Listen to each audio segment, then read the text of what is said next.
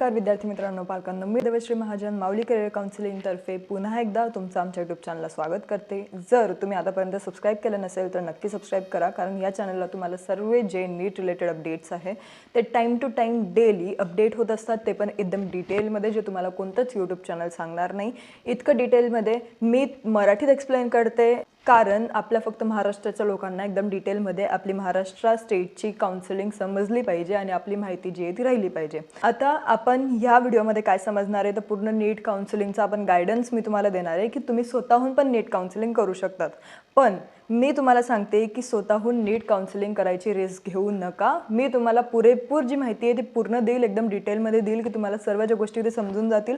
पण शेवटी कसं राहतं की आपल्याला जर झालं ना तर आपण स्पेशलिस्टकडे जातो। म्हणजे काय की आपल्याला जर काही प्रॉब्लेम्स आले किंवा हेल्थ इश्यूज आले तर आपण डॉक्टरकडे जातो। आपण स्वतः घरी बसून ट्रीटमेंट घेतो का? नाही। जर आपण ट्रीटमेंट घेतली तर काय होतं, नंतर जेव्हा आपण 4-5 दिवसांनी डॉक्टरकडे जातो तेव्हा ते सांगतात की तुमचा जो आजार आहे, खोकला आहे किंवा ताप आहे, तो वाढलेला आहे। म्हणजे आपलं इन शॉर्ट साईड इफेक्ट्स त्याचे होऊन जातात आणि आपण जास्तच काहीतरी वाढून बसतो। तर असंच आपलं काउन्सिलिंगमध्ये होत असतं। म्हणून आपल्याला काउन्सिलिंग करायसाठी एका काउन्सिलरची गरज राहते आणि म्हणून मी म्हणते की तुम्ही कोणता तरी एक काउन्सिलर नक्की जॉईन करून घ्या, कारण नंतर कोणतेच प्रॉब्लेम्स नको यायला। नंतर आमच्याकडे खूप स्टुडंट्स येतात, मोठे मोठे काउन्सिलर्सकडे ज्यांनी जॉईन केलेलं राहतं ते मेनली आमच्याकडे स्टुडंट्स येतात आणि ते आम्हाला सांगतात की आमचा जो काउन्सिलर आहे तो आता कॉलसुद्धा उचलत नाही आहे, तर आम्हाला तुमच्याकडे काउन्सिलिंग घ्यायची आहे। जर तुम्ही आता नोटीस केलं असेल तर ज्या पालकांचे आम्हाला कॉल येत आहे ती आमची टीम 2 किंवा 3 रिंग्समध्ये लगेच उचलते। आम्ही कॉल अवॉइड करत नाही आहे। आम्ही ना तुम्हाला व्हॉट्सअपला मेसेज टाकायला लावतो आहे, फक्त तुमचा स्कोर आणि कॅटेगरी 2च गोष्टी आम्हाला तुमच्या व्हॉट्सअपवर पाहिजे। बाकी मग आम्ही जर इन केस कॉल मिस केला असेल तुमचा कॉल तर मग आम्ही स्वतःहून तुम्हाला कॉलबॅक करतो आणि जे काही तुमची शंका आहे ती दूर करतो। तर हे जे ते थोडेच दिवस चालणार आहे, जोपर्यंत रिझल्ट येईल तोपर्यंत आम्ही तुमचे कॉल्स जे ते रिसीव करू शकतो। नंतर आम्हाला पण इतका वेळ राहत नाही, कारण आमच्याकडे पेड काउन्सिलिंगचे ऑलरेडी खूप स्टुडंट्स असतात ज्यांच्याकडे आम्हाला लोड घ्यावा लागतो त्यांचा आणि त्यांच्याकडे आम्हाला लक्ष द्यावं लागतं। म्हणून तुम्हाला जर काउन्सिलिंग घ्यायची असेल तर हीच तुमच्याकडे वेळ आहे की तुम्ही आता लवकरात लवकर काउन्सिलिंग घ्या, म्हणजे नंतर तुम्हाला कोणताच पश्चाताप होणार नाही की आपण काउन्सिलिंग घेऊन घ्यायला पाहिजे होती। कारण नंतर आपल्या सिक्युरिटी अमाऊंटवर प्रॉब्लेम्स क्रिएट होतात। 2 लाख रुपये आपले अडकलेले राहतात, 50,000 अडकलेले राहतात। नंतर आपल्याला अपग्रेडेशनचे रूल्स समजत नाही, आपल्याला नंतर सीट कशी घ्यायची ते समजत नाही, कट ऑफचं व्हेरिएशन काय आहे ते समजत नाही, कॉलेज कसं चूज करावं ते समजत नाही आणि काहीतरी आपण चुकीचं कॉलेज चूज करून बसतो किंवा चुकीचं काउन्सिलर चूज करून बसतो, ज्याच्यामुळे आपल्याला पश्चाताप होतो आणि ज्या काउन्सिलरकडे आपण पैसे दिले ना ते तर आपल्याला परत भेटतच नाही। पण नंतर तुम्हाला परत अजून जास्त खर्च करून पैसे देऊन दुसरा काउन्सिलर जो आहे अप्लाय करावा लागतो, त्याच्याकडे आपली काउन्सिलिंग द्यावी लागते। म्हणून पहिलेच मी तुम्हाला सांगते की जेवढे थोडेफार पैसे जातील ते जातील, पण मग तुमची काउन्सिलिंग एका चांगल्या काउन्सिलरच्या हातात जाईल आणि तुमच्याकडे लक्ष दिलं जाईल। त्यात सर्वात मोठा काउन्सिलर बघू नका, जास्त तुम्ही मोठे काउन्सिलर्स बघणार ते तुमच्याकडे लक्षसुद्धा देणार नाही, ते तुमचे कॉल्ससुद्धा उचलणार नाही, तुम्हाला फक्त एका ग्रुपमध्ये ॲड करून देतील आणि तिथंच जे काही मेसेजेस आहे ते शेअर करतील। असं नको व्हायला, म्हणून एखादा चांगला काउन्सिलर बघा जे पर्सनली 1-to-1 सेशन्स तुम्हाला देतील। आता नीट काउन्सिलिंग गायडन्समध्ये आपण पूर्ण ओव्हरव्ह्यू बघणार आहे काउन्सिलिंगचा।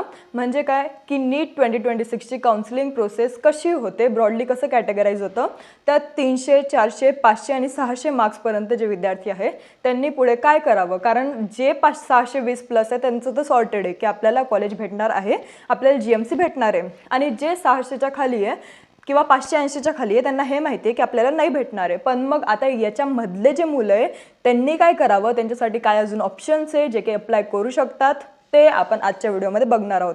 कारण गोष्ट सर्वांची हेच करताय की कट ऑफ प्लस म्हणजे 620 प्लस मार्क्सवाले मुलांना काय भेटणार आहे, हे सर्वच गोष्ट करताय।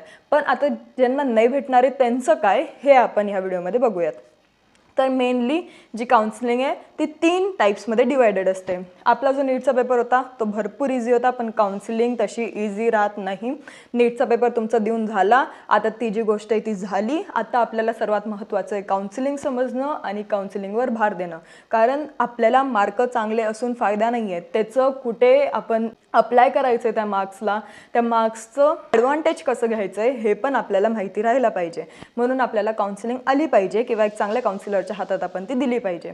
तर जर तुमचे मार्क्स चांगले असतील तर तुम्हाला एका चांगल्या कॉलेज भेटण्यासाठी काउन्सिलिंग करायची आहे. जर तुमचे मार्क्स इतके चांगले नसतील, जस्ट तुम्ही बाउंड्री लाईनवर असेल, तर तुम्हाला जस्ट कोणतं तरी एक कॉलेज भेटण्यासाठी काउन्सिलिंग करायची आहे. आणि ज्यांचे मार्क्स कमी असतील त्यांना कमी मार्क्सवर चांगलं कॉलेज कसं भेटेल याच्यासाठी काउन्सिलिंग करायची आहे. तर तुम्हाला तिघी गोष्ट जी आहे ते समजून गेलं आहे. तर मेनली 3 टाईप्स ऑफ काउन्सिलिंग राहतात.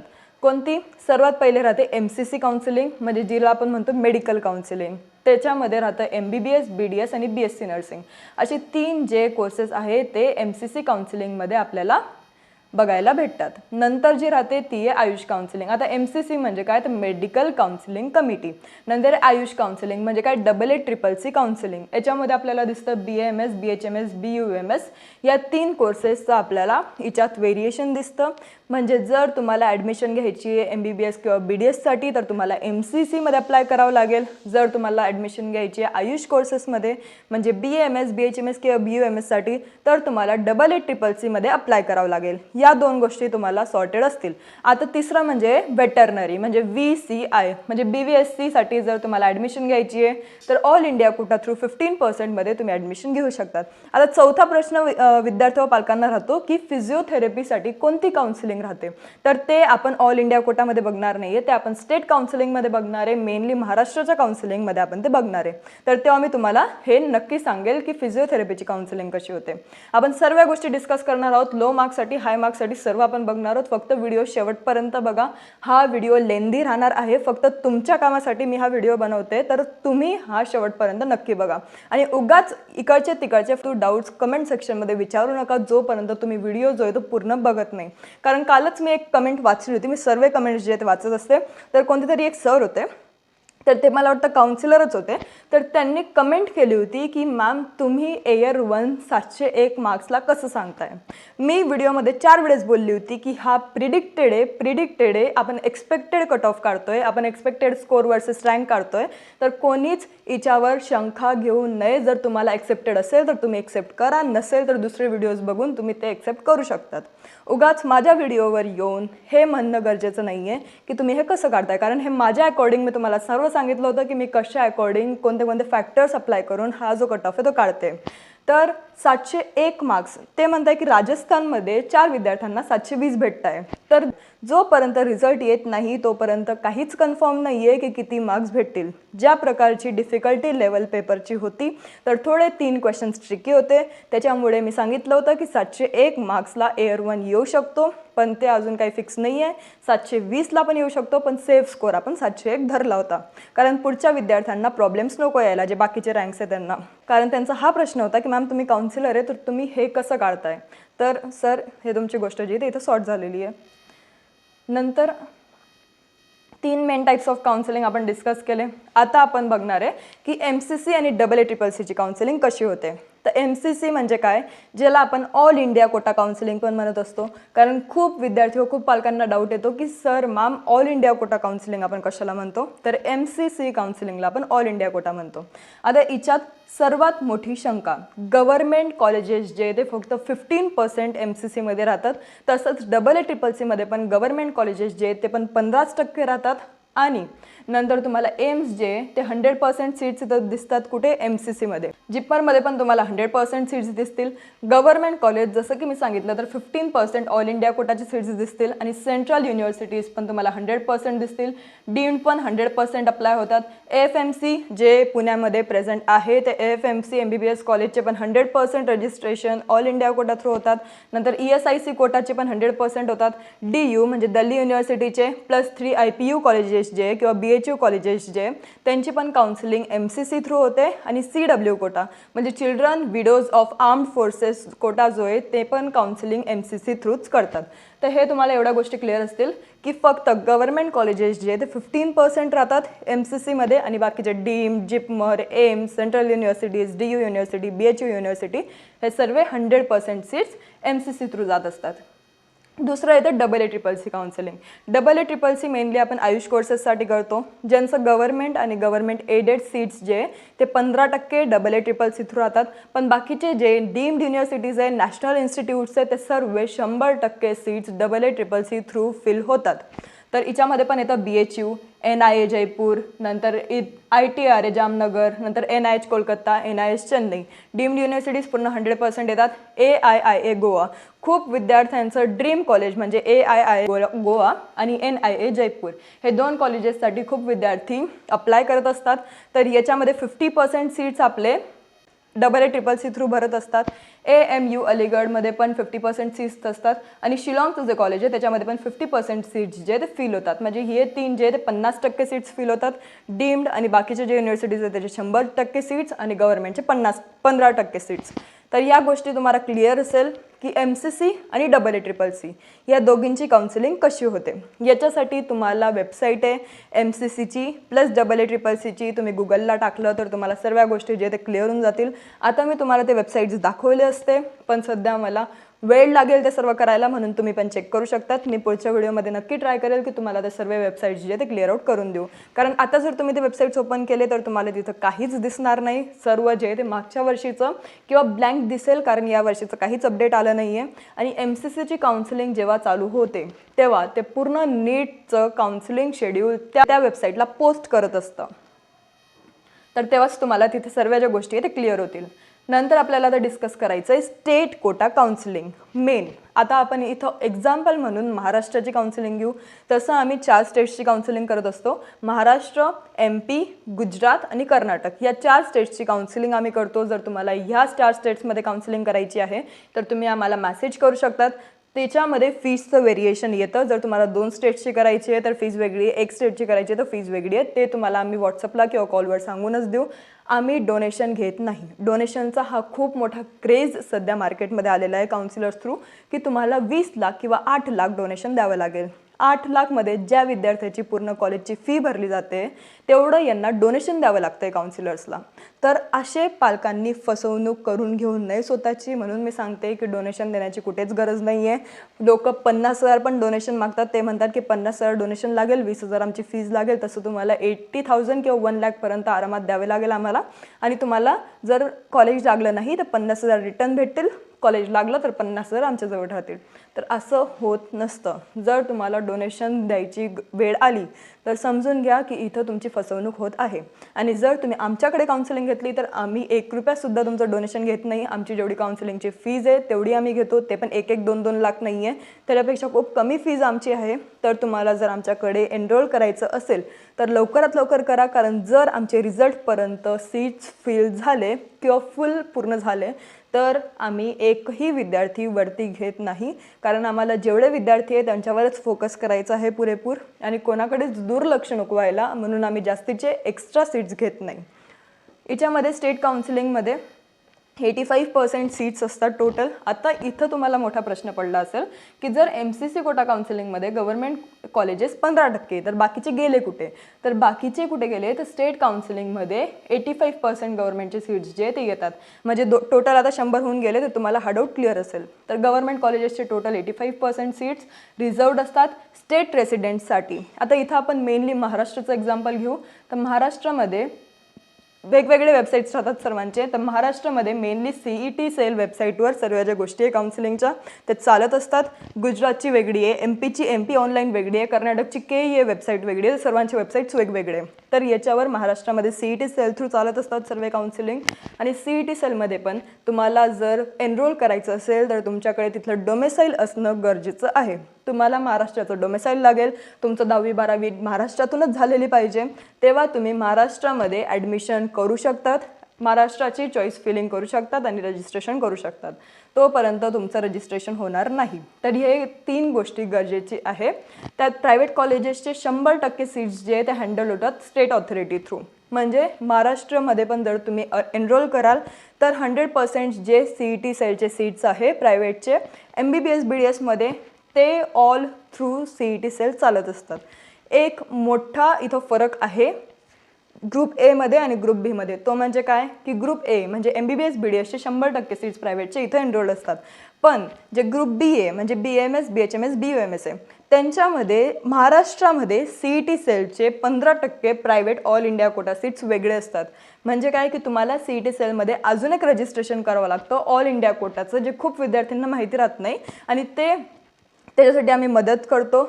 काय विषय राहतो की ज्यांचे मार्क्स कमी आहे पण त्यांना महाराष्ट्रातच ॲडमिशन घ्यायची आहे, ते पण प्रायव्हेट कॉलेजची फीस देऊनच ॲडमिशन घ्यायची आहे, तर त्या विद्यार्थ्यांना कमी मार्क्समध्ये कमी फीजमध्ये महाराष्ट्रातलं एक बेस्ट प्रायव्हेट कॉलेज भेटत असतं all India Kota through 15% through, ते पण CET सेलच्या वेबसाईटला रजिस्ट्रेशन करून, फक्त ग्रुप बीसाठी. तर ते एक थोडी वेगळी गोष्ट आहे जी तुम्हाला समजायला थोडा वेळ लागेल. त्याच्यामध्ये जर तुम्ही फर्स्ट सेकंड राऊंडलाच रजिस्टर केलं तर तुम्हाला एक चांगलं कॉलेज कमी स्कोअरला भेटू शकतं. फक्त एक डिफरन्स आहे की तुम्हाला CET सेलच्या 15% ऑल इंडिया कोटा ग्रुप बीसाठी तिथं 50,000 रुपये डिपॉझिट द्यावं लागतं. जर तुम्ही त्यांचे रूल्स ब्रेक केले तर ते डिपॉझिट त्यांच्याकडे जमा होतं. जर तुम्ही त्यांचे रूल्स फॉलो केले तर तुम्हाला डिपॉझिट तुमच्या अकाउंटमध्ये परत भेटून जातं. तर हा एक मोठा मेजर डिफरन्स आहे. नंतर एलिजिबिलिटी काय आहे तर डोमेसाईल सर्टिफिकेट रिक्वायर्ड आहे. जसं की मी तुम्हाला सांगितलं की जे क्लोज्ड स्टेट्स आहे जसं की महाराष्ट्र, गुजरात, त्यांच्यासाठी तुम्हाला डोमेसाईल लागणार आहे, generally required for government seats. नंतर NRI कोटा जो आहे तो अवेलेबल आहे बोथ गव्हर्नमेंट आणि प्रायव्हेट कॉलेजेसमध्ये, व्हॅरीज बाय स्टेट. आता काही स्टेटमध्ये काय असतं, गव्हर्नमेंट कॉलेजला पण NRI कोटा अवेलेबल असतो, MBBSसाठी पण असतो, ज्यांचे $20-25 रेट चालू असतात. तर त्याच्यामध्ये तुम्हाला 1 ते 1.5 करोड आरामात लागून जातात, म्हणजे 1 to 1.5 CR तुम्हाला लागून जातात गव्हर्नमेंटमध्ये NRI कोटासाठी. तर ते खूप आपल्याला जास्त खर्च होऊन जातो, म्हणून काही जास्त लोक याला प्रेफर करत नाही. आणि गव्हर्नमेंट सीट भेटतं आपल्याला कमी स्कोअरमध्ये, तर अजून काय पाहिजे. नंतर ओपन स्टेटमध्ये other state students can participate in open states for private colleges only, usually no domicile required for the specific states. आता ह्या स्टेट्समध्ये काय होतं, ओपन स्टेट्समध्ये डोमेसाईलची गरज राहत नाही. जर तुमचा स्कोअर कमी आहे तर तुम्ही ओपन स्टेटमध्ये पण फॉलो करू शकतात. आता याच्याबद्दल आपण अजून डिटेलमध्ये डिस्कस करू पुढे. ज्यांचे कमी मार्क्स आहे त्यांच्या ऑप्शन्समध्ये मी या सर्व गोष्टी टाकलेल्या आहे, तर तिथं आपण बघूयात. आता मेन म्हणजे आपलं काउन्सिलिंग मोठं आहे, तर आपण काउन्सिलिंग नीट समजून घेऊयात. आता कॉम्पिटिशन स्टॅटिस्टिक आणि सीट मॅट्रिक्स कसं आहे, तर टोटल नंबर ऑफ स्टुडंट्स किती अपियर झाले होते, तर अराउंड 23 लाख स्टुडंट्स जे ते अपियर झाले होते, म्हणजे 22.89 लाख स्टुडंट्स काहीतरी होतं. तर टोटल 23 लाख स्टुडंट्सने अपियर केलं होतं. आता टोटल MBBS सीट्स किती आहे, तर टोटल 1,08,000 सीट्स आपल्याला दिसत आहे. म्हणजे इथं मी तुम्हाला सेग्रिगेशन करून दिलेलं आहे की गव्हर्नमेंट सीट्स टोटल 56,000 प्लस होतं, प्रायव्हेट सीट्स टोटल 52,000 प्लस तुम्ही धरून घ्या यावर्षी, कारण यावर्षी कॉलेजेस जे आहेत MBBSचे वाढले, आणि ही खूप चांगली गोष्ट आहे की कॉलेजेस जे ते ग्रॅज्युअली पर इयर MBBSसाठी वाढत चालले आहे. तर टोटल MBBS सीट्स आपले किती झाले, 1,08,000. आता बाकी विद्यार्थी इथं जातील MBBSमध्ये. टोटल विद्यार्थी 23 लाख आहे. 23 लाखमधून जास्तीत जास्त 1.5 लाख तुम्ही धरून घ्या की MBBSमध्ये सीट घेतील, MBBSमध्ये जातील. पण बाकीच्यांचं काय, तर बाकीच्यांना आता अदर कोर्सेससाठी ऑप्ट करावं लागेल, जसं की BDS, BMS, BHMS, BUMS, as per your interest आणि ॲज पर युअर मार्क्स किंवा बजेट तुम्ही दुसऱ्या कोर्सेसमध्ये ऑप्ट करू शकतात. आता आपण सर्व ऑप्शन्स बघू ज्यांचे कमी मार्क्स आहेत त्यांच्यासाठी. आता की डिसिजन तुमच्या कशावर डिपेंड करतं हे मी तुम्हाला इन शॉर्ट सांगून दिलं की मार्क्स किंवा रँकवर तुमचं डिसिजन जे आहे ते डिपेंड करतं टू चूज अदर पाथ्स. तर तुम्हाला जर दुसरे कोर्सेस चूज करायचे असतील तर तुमच्या मार्क्स आणि रँकवर डिपेंड करतं, तुमच्या इंटरेस्टवर डिपेंड करतं की तुम्हाला एक्झॅक्टली कोणत्या गोष्टीमध्ये इंटरेस्ट आहे. ॲलोपॅथीमध्ये तर ऑब्व्हियसली नंबर लागला तर मुलं घेऊनच घेतात. डेंटल आणि आयुषमध्ये मेनली तुम्हाला चूज करायचं आहे. आणि बजेट, की तुमचा बजेट किती आहे, कमी आहे, जास्त आहे, तुम्हाला BMSमध्ये गव्हर्नमेंटमध्ये घ्यायचं आहे की MBBSमध्ये प्रायव्हेटमध्ये घ्यायचं आहे, तर त्या सर्व गोष्टी जे ते डिपेंड करतात on your budget and on your interest. नंतर आता आपण मेन जी गोष्ट आहे ती डिस्कस करू की कमी मार्क्सवर काय काय ऑप्शन्स आपल्याकडे आहेत. आता इथं तुम्हाला दिसत असेल की प्रायमरी काउन्सिलिंग फ्रेमवर्क, म्हणजे रिकॅप आपण जे मागच्या PDF मध्ये बघितलं तेच सेम आपण आता इथं बघू, पण कमी मार्क्ससाठी काय काय ऑप्शन्स आहे. तर एक म्हणजे आपल्याला main option MCC all India Kota through तुम्ही ऑप्ट करू शकता. जर तुमचे मार्क्स चांगले तर तुम्ही MCC थ्रू चांगल्या कॉलेजेसमध्ये जाऊ शकता. टोटल आपल्याला दिसतंय की 422 गव्हर्नमेंट कॉलेजेस आहे, डीम्ड युनिव्हर्सिटीज आहे, एम्स आहे, जिपमर आहे, अशा सर्व कॉलेजेसमध्ये जर तुम्हाला जायचं असेल, टोटल एम्स कॉलेजेस जे ते 20 आहे. तर अशा कॉलेजेसमध्ये जर तुम्हाला जायचं असेल, तुमचे मार्क्स खूप चांगले आहेत, MCCला नक्की ऑप्ट करा, MCCचं रजिस्ट्रेशन करा आणि त्या थ्रू तुम्ही या चांगल्या कॉलेजेसमध्ये टॉप युनिव्हर्सिटीजमध्ये एनरोल करू शकतात. पण जर तुमचे मार्क्स त्याच्यावर थोडे कमी आहे, तुम्हाला आता MCC नको आहे कारण MCCमध्ये जास्त मार्क्स लागतात, तर MCC नको आहे, तर तुम्ही आता जा स्टेट काउन्सिलिंगमध्ये. जर तुमचे बाउंड्री लाईनवर तुमचे मार्क्स असतील तर तुम्ही स्टेट काउन्सिलिंगमध्ये नक्की अप्लाय करा. एक्झाम्पल महाराष्ट्र. तर महाराष्ट्रामध्ये काय आहे 85% सीट्स तुम्हाला असं पण गव्हर्नमेंटची भेटूनच जाते. महाराष्ट्रामध्ये अराउंड 42 गव्हर्नमेंट कॉलेजेस आहे MBBSचे आणि टोटल 25 प्रायव्हेट कॉलेजेस आहे. 100 सीट्स म्हणजे टोटल 100 सीट्स 25 प्रायव्हेट कॉलेजेस महाराष्ट्रामध्ये आहे. तर याच्यामध्ये जर तुम्हाला जायचं असेल तर तुम्ही महाराष्ट्र काउन्सिलिंग करा. जर तुमचे बाउंड्रीवर मार्क्स असतील तर राऊंड 3 पर्यंत तुमचा नंबर आरामात लागून जाईल. जर 5-10 मार्कांचा डिफरन्स असेल तर. जर तुम्ही म्हणताय की माझं 20-25 किंवा 30-40 मार्कांचा डिफरन्स आहे तर लागणार नाही. उगाच एक्सपेक्टेशन ठेवू नका. मी असं सांगत नाही की तुम्हाला, आणि तुम्ही जर मला कॉल पण केला तरी मी स्ट्रेट फॉरवर्ड सांगेल की तुमचा नंबर लागणार नाही. उगाच शेवटपर्यंत एक्सपेक्टेशन ठेवू नका. काही काउन्सिलर तुम्हाला सांगतील की लागून जाईल, लागत नाही.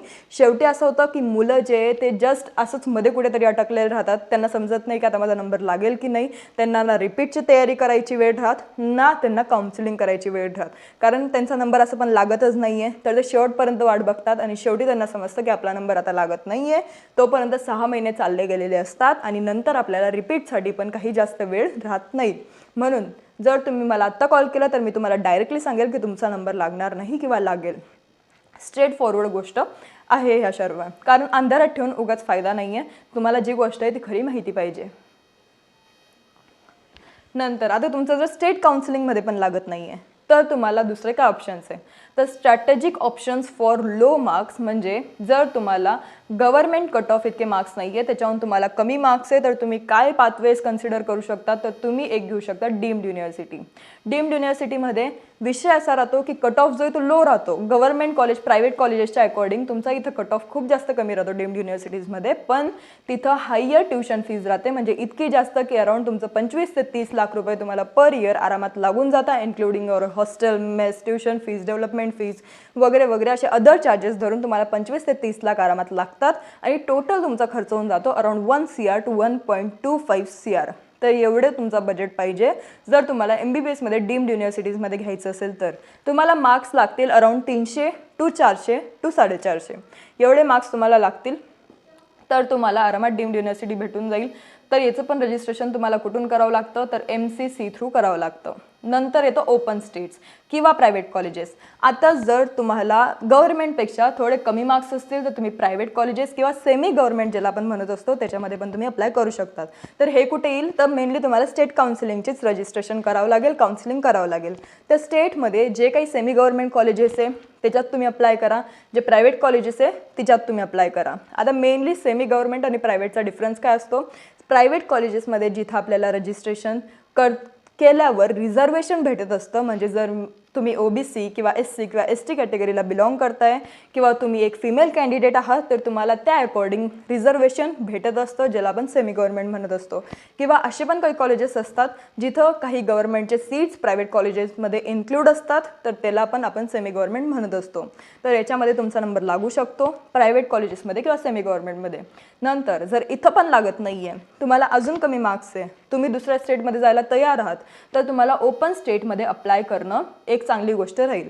कारण some states are open, meaning students from any state can apply for their private medical seats without a domicile requirement. Common open states कोणते येतात जसं की कर्नाटक, UP, बिहार, केरला, राजस्थान.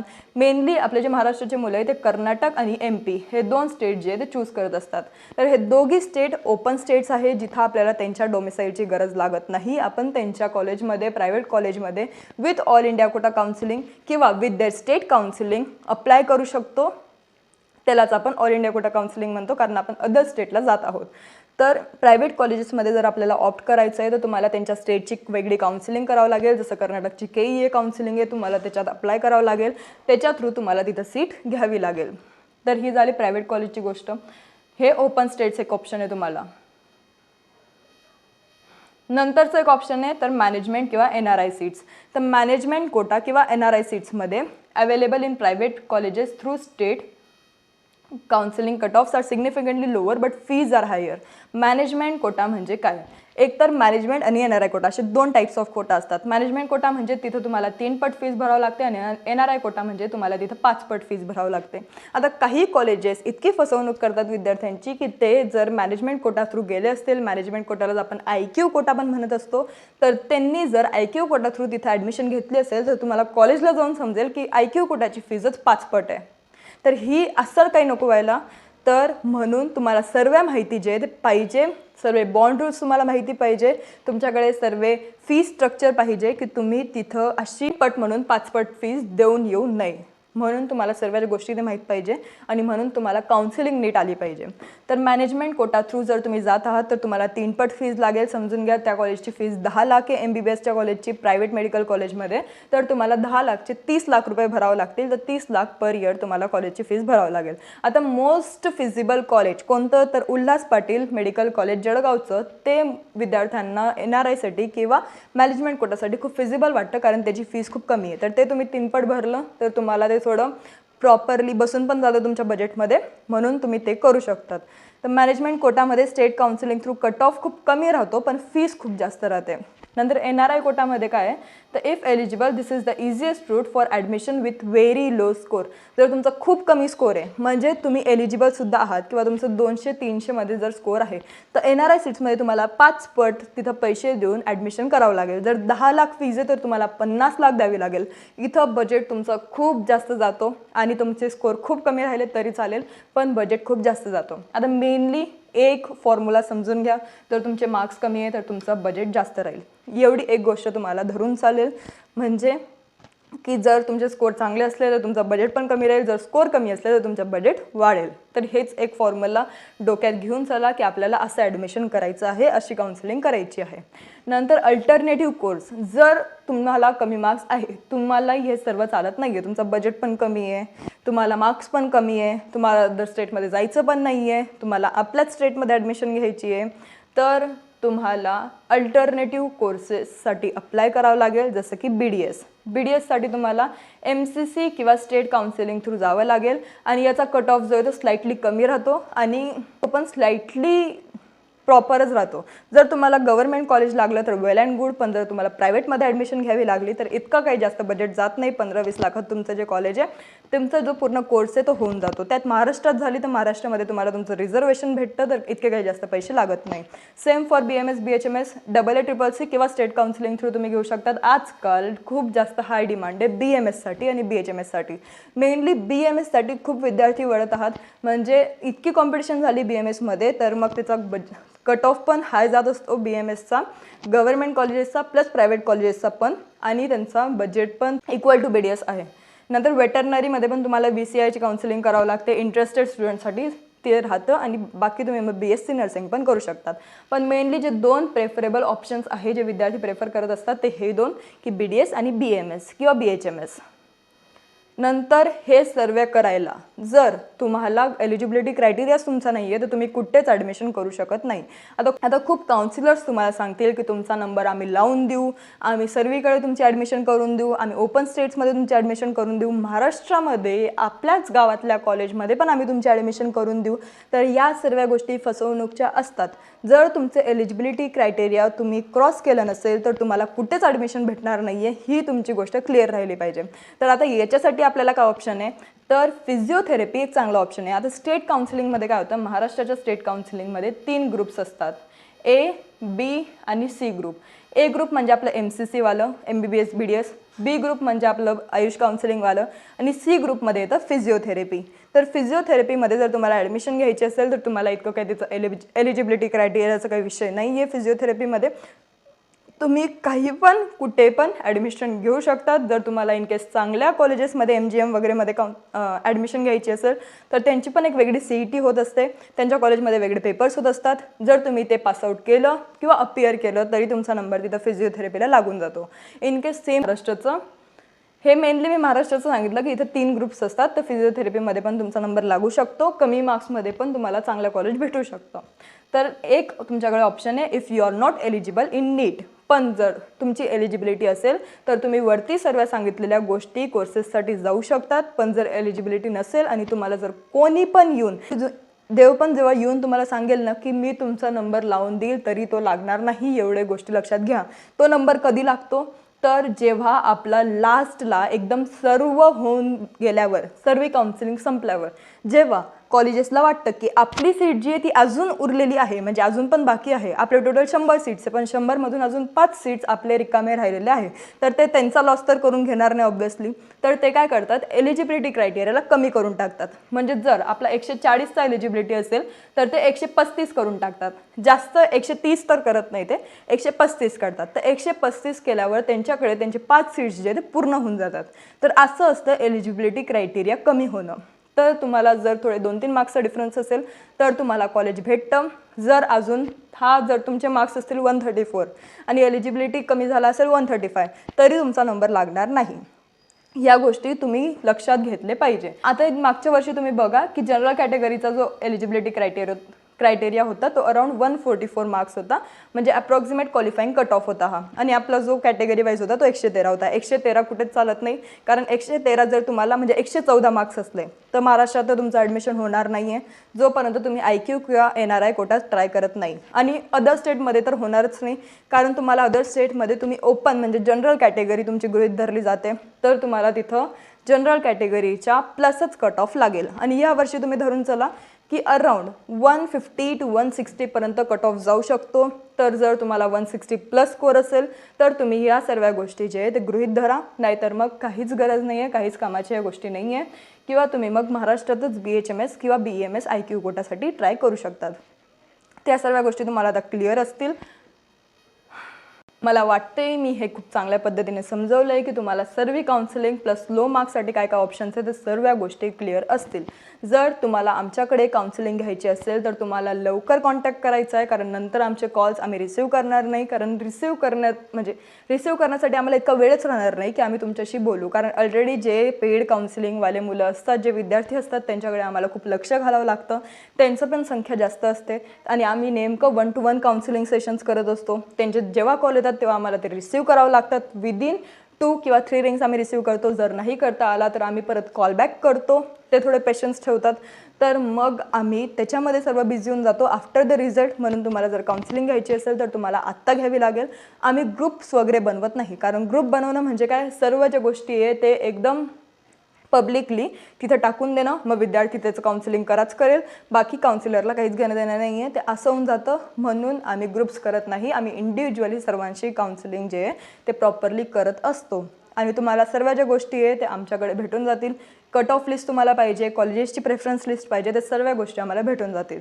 त्यात सर्वात महत्त्वाची गोष्ट, आता पुढचा व्हिडिओ जो आहे तो मी अपग्रेडेशन रूल्सवर नंतर कॉलेजेसच्या प्रेफरन्स लिस्टवर बनवेल.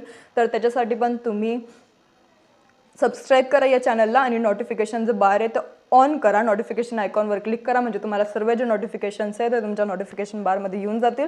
तुम्हाला सर्व गोष्टी टाईम टू टाईम अपडेट होत राहतील. तर याच्यासाठी तुम्हाला सबस्क्राईब करावं लागेल. आणि जर तुम्हाला काउन्सिलिंग पाहिजे तर तुम्ही या नंबरला कॉल करू शकतात.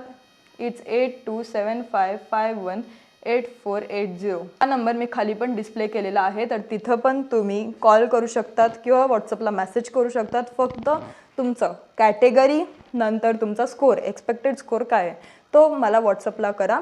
आमची टीम तुमच्याशी लवकर कनेक्ट करेल आणि तुम्हाला लवकर कॉल करण्याचा प्रयत्न करेल आणि सर्व गोष्टी सॉर्ट करून देईल. जर नाही कॉल करणं पॉसिबल झालं तर व्हॉट्सअपला एक मेसेज नक्की टाकू आम्ही की तुमचा नंबर कुठे लागेल हे तर सांगणं शक्य नाही आहे, तर लागेल की नाही हे सांगणं तर शक्य आहे, तर आम्ही तेवढं सांगण्याचा प्रयत्न करू. आणि माझं एवढंच म्हणणं आहे की उगाच थोडीफार फीजकडे बघू नका. तुम्ही ऑलरेडी तुमच्या पाल्यांवर खूप जास्त फीज जे आहे ते टाकलेली आहे 11-12मध्ये नीटच्या कोचिंगसाठी किंवा नीटसाठी प्रिपेअर करण्यासाठी. आणि आता जर त्याला चांगले मार्क्स असतील आणि त्याला जर चांगलं कॉलेज भेटणार असेल तर उगाच काउन्सिलिंगच्या फीजकडे बघू नका. काउन्सिलिंग घेऊन घ्या, कुठे ना कुठेतरी नक्की जॉईन करा, म्हणजे पुढे आपल्याला कोणतंच डाऊट येत नाही आणि पुढे आपल्याला एक चांगलं कॉलेज पण भेटत असतं. जर तुम्हाला अजून काही पण शंका असेल तर तुम्ही कमेंट सेक्शनमध्ये विचारू शकतात. फक्त हा व्हिडिओ पूर्ण बघितल्यावरच तुमचं कमेंट्स जे आहे ते कमेंट सेक्शनमध्ये टाका, म्हणजे मला पण कळतं की तुम्ही हा व्हिडिओ बघितला आहे की नाही आणि तुम्हाला जेन्युइन डाऊट्स आहे का नाही. जर तुम्हाला डेली अपडेट्स पाहिजे तर तुम्ही आमची व्हॉट्सअप चॅनलची लिंक पण जॉईन करू शकतात. मी तिथं पिन करून देईल कमेंट सेक्शनमध्ये, तर तुम्ही व्हॉट्सअप चॅनलला जॉईन करा. तिथं मी तुम्हाला सर्व अपडेट्स जे टाईम टू टाईम देत राहील. तिथं मी शेड्यूल्सचे पण तुम्हाला पूर्ण जे PDF आहे ते टाकत असते. नंतर काय काय काउन्सिलिंग रिलेटेड अपडेट आहे ते सर्व टाकत असते. तर त्याच्यासाठी तुम्हाला तो ग्रुप जॉईन करावा लागेल, तर ते पण नक्की जॉईन करा. फक्त काउन्सिलर्स सोबत माझी एक विनंती आहे की तुम्ही तो ग्रुप जॉईन करू नका, कारण उगाच आमच्या दुसऱ्या स्टुडंट्सला ते मेसेजेस जातात आणि ते डिस्ट्रॅक्ट होत असतात, किंवा ते स्टुडंट्स आम्हाला सांगतात की आम्हाला दुसऱ्या नंबर्सवरून मेसेजेस येत आहे की आम्ही तुमचा नंबर लावून देऊ एक्सेट्रा एक्सेट्रा. तर असं काही नको व्हायला म्हणून मी रिक्वेस्ट करते की उगाच काउन्सिलर्सने तो ग्रुप जॉईन करू नये, किंवा कमेंटमध्ये पण उगाच तुमची माहिती आम्हाला देऊ नये. बाकी जर तुम्हाला काही पण शंका असेल तर नक्की विचारा. धन्यवाद.